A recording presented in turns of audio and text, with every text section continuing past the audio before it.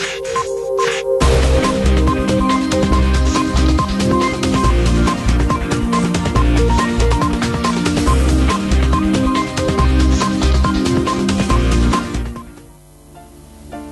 kami dalam Forum Solusi terkait dengan kinerja Bupati Boyolali Seno Samudro dalam 5 tahun ini. Kita masih lanjutkan lagi, dan baik Mitra TV kita akan kembali lagi ke Pak Seno Samudro ini. Baik Pak Seno, ini berbicara tentang ekonomi secara makro ya, di Kabupaten Boyolali dengan segala capaiannya tadi, ada 12 prioritas pembangunan. Saya ingin tahu sebenarnya untuk disampaikan kepada masyarakat, sebenarnya bagaimana sih kinerja pembangunan ekonomi daerah selama kepemimpinan Bapak ini?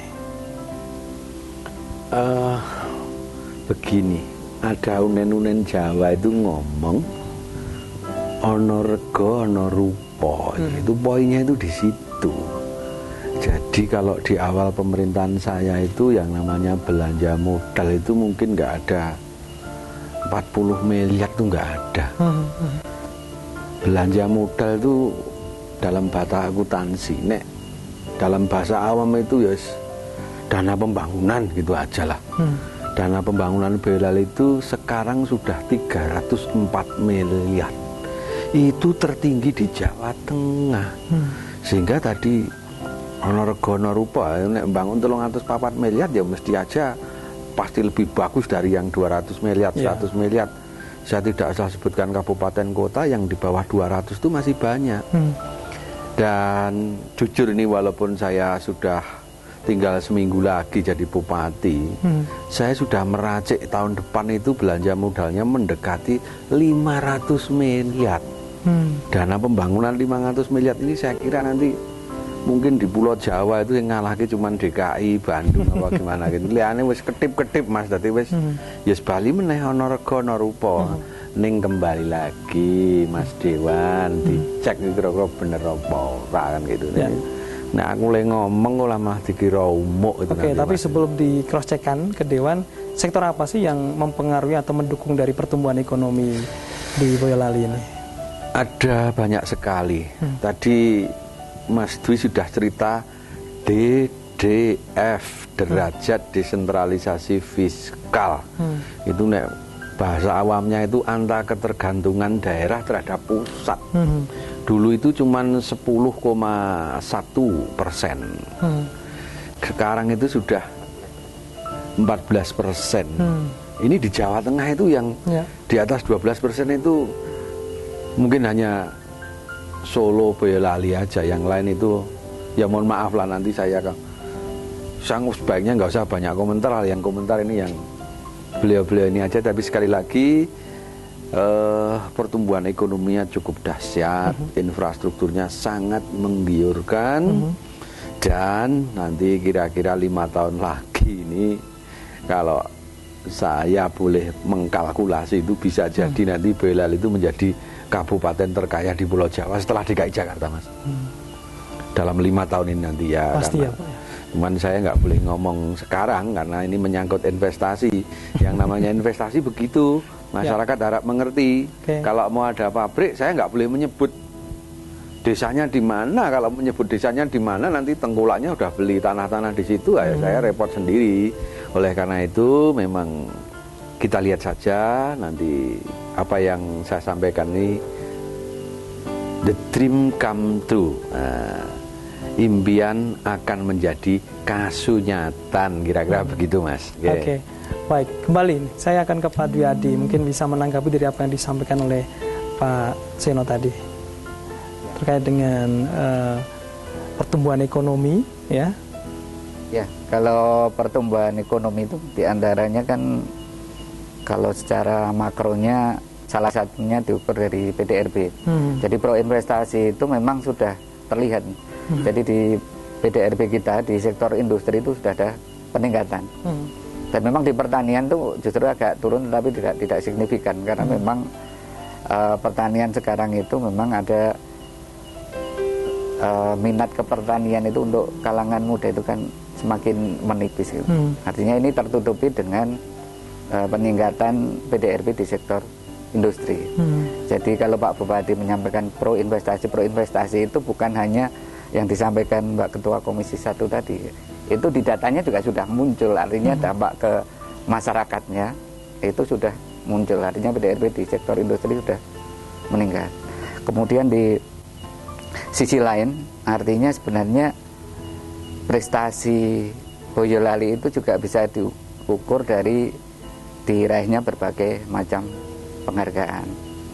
Di antaranya tadi untuk WTP itu bukan penghargaan tetapi prestasi, saya kira kerja bersama kan begitu, hasil kerja bersama. Kemudian Boyolali juga pernah mendapat penghargaan untuk pelayanan publik terbaik nasional, kemudian laporan penyelenggaraan pemerintah daerah nasional. Artinya dari sisi ini saja terlihat bagaimana pemerintah daerah kabupaten ini dalam mengelola anggaran, artinya dari DPR juga, artinya tugas kita di dalam merencanakan itu kita lakukan dengan sungguh-sungguh, dan memang hasilnya dengan diraihnya berbagai penghargaan itu sudah merupakan bukti kan begitu. Kemudian di sisi lain tadi disampaikan Pak Bupati, jadi dari sisi belanja modal memang progresnya kelihatan itu. Artinya kalau yang daerah lain itu kita selalu mengukur kan harus dengan kabupaten lain ya. Jadi misalnya angka PAD itu perkembangannya itu enggak terlalu signifikan, kalau Boyolali itu nampak. Artinya kemarin PAD kita baru 100 miliar ketika beliau menjabat, sekarang sudah 240 lebih. Artinya kan peningkatannya lebih dari 100%. Demikian juga tadi saya sampaikan jumlah total APBD kita dari 1 triliun sekarang sudah 1,9. Artinya dari itu saja tidak bisa terbantahkan begitu. Bahwa ini terukur gitu hasil kinerjanya. Pak Dwiadi, sebelum kita lanjutkan lagi, kita akan kembali menyimak testimoni dari masyarakat Boyolali tentang kinerja Bupati Boyolali Seno Samudro 5 tahun ini. Ini dia. Beliau itu pandai berkomunikasi dengan level apapun, di non birokrasi, baik pada level masyarakat, pada para pengusaha, investor dan lain sebagainya. Kemudian di jajaran SKPD juga punya gaya yang progresif, tapi tetap itu tegas pada saat-saat tertentu. Sehingga memang ini salah satu kesuksesan beliau yang didukung oleh seluruh komponen dari satuan kerja kami. Beliau itu tidak suka marah, orangnya lucu, kemudian termasuk beliau itu pemurah, artinya antara reward and punishment itu seimbang. Bagi staf yang memiliki satu kemampuan untuk mampu melaksanakan tugas dengan baik, beliau juga diberikan satu penghargaan.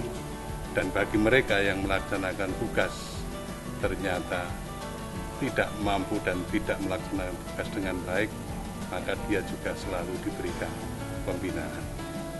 Saya kira ini pembangunan yang luar biasa yang dilaksanakan oleh beliau, selalu pendanaannya setiap tahun selalu menaik atau naik, mulai dari 60 miliar untuk 2010 sekarang sampai sudah untuk kegiatan di Dinas Pekerjaan Umum adalah selama sekitar 173 miliar untuk belanja modal. Baik, demikian tadi ya testimoni masyarakat Boyolali untuk kinerja pemerintahan Bapak Seno Samudro. Saya akan kembali ke Pak Marsono. Pak Marsono, tadi optimisme dari Pak Seno Samudro bahwa Boyolali bisa jadi kabupaten yang unggul tidak hanya di Jawa Tengah tapi di Indonesia kan begitu. Tapi saya ingin tahu ini, kan Boyolali itu bisa dibilang kan kabupaten kan banyak desanya. Nah, kan istilah bisa bersaing dengan yang di kota-kota semacam itu. Ini menurut Anda bagaimana ini? Sampean saya ini akan berawal dari kebanggaan kami ketika kami melaksanakan tugas, salah satunya ketika dibanding ke kabupaten atau wilayah lain, bahwa apa yang diharapkan atau diimpikan masyarakat Boyolali untuk mengakui menjadi warga Boyolali itu sebagai suatu kebanggaan saat ini mungkin sudah mulai terwujud. Kalau terkait dengan pemerintah atau tata kelola pemerintah khususnya dengan masyarakat desa, kami perlu menyampaikan satu hal yang menurut kami sangat membanggakan. Boyolali ini, sementara saya berani matur atau kalau diperkenankan matur, satu-satunya mungkin kabupaten yang sudah angka alokasi dana desanya ini berarti wujud ADD, wujud niatan politik dari Pak Bupati ini sudah berpihak kepada masyarakat desa. 10% dari DAU setelah dikurangi DAK ini sudah angka maksimal yang diberikan kepada masyarakat desa. Dan ini cukup fantastis. Ini tidak hanya kesejahteraan untuk masyarakat, tetapi juga untuk aparat pemerintah desa. Di Boyolali ini sudah sangat berbeda dengan kabupaten lain.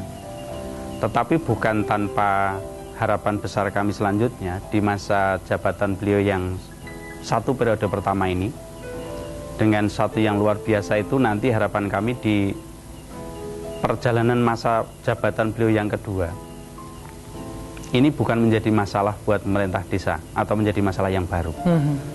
Ini harus disempurnakan lagi, entah nanti dengan regulasi apa yang baru ataupun dengan cara yang lain, biar betul-betul dana yang masuk ke desa baik ADD maupun DD ini memberikan manfaat yang lebih bagi masyarakat dan tidak memberikan masalah yang baru. Ya, itu Mas Seno. Baik, Pak Marsono. Dan Mitra Tia TV kembali kita akan jeda, masih ada satu segmen kita lanjutkan dalam Forum Solusi malam hari ini. Tetap bersama kami.